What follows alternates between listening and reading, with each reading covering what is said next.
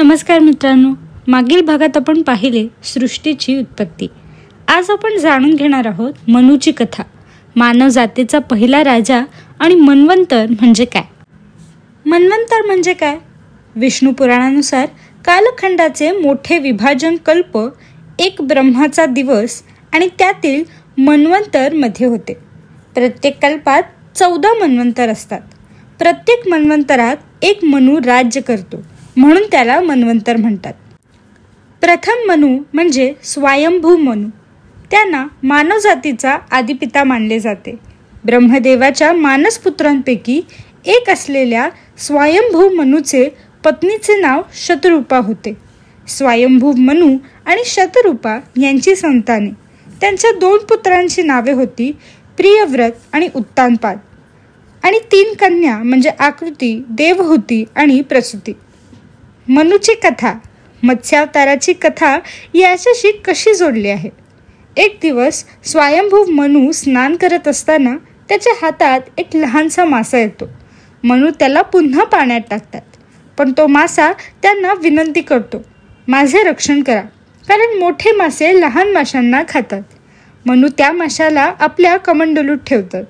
हळूहळू तो मासा मोठा होत जातो. मग मनू त्याला तलावात ठेवतात, तरीही तो वाढतच राहतो. नंतर नदीत आणि शेवटी समुद्रात सोडतात. तेव्हा त्या माशाने आपले खरे रूप त्यांना दाखवले. तो भगवान विष्णूंचा अवतार मत्स्यावतार होता. मत्स्यावताराने मनूला काय सांगितले? मनू, लवकरच एक प्रलय येणार आहे, ज्यात सर्व सृष्टी पाण्यात बुडेल.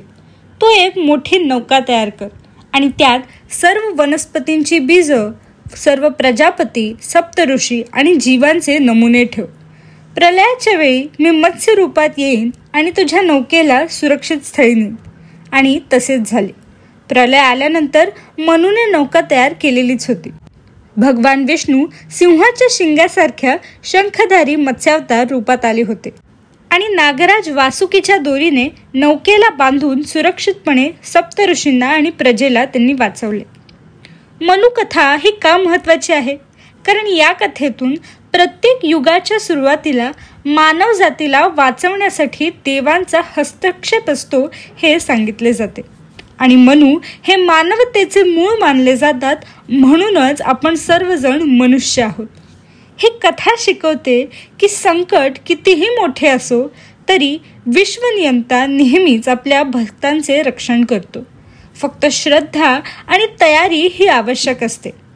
हीच होती मनू आणि मत्स्यावताराची अद्भुत कथा. जर ही माहिती तुम्हाला आवडली असेल तर नक्की फॉलो करा आणि शेअर करा, कारण आपली पुराणे केवळ कथा नाही तर ती जीवनाचे तत्वज्ञान शिकवतात. पुन्हा भेटूया 4थ्या भागामध्ये.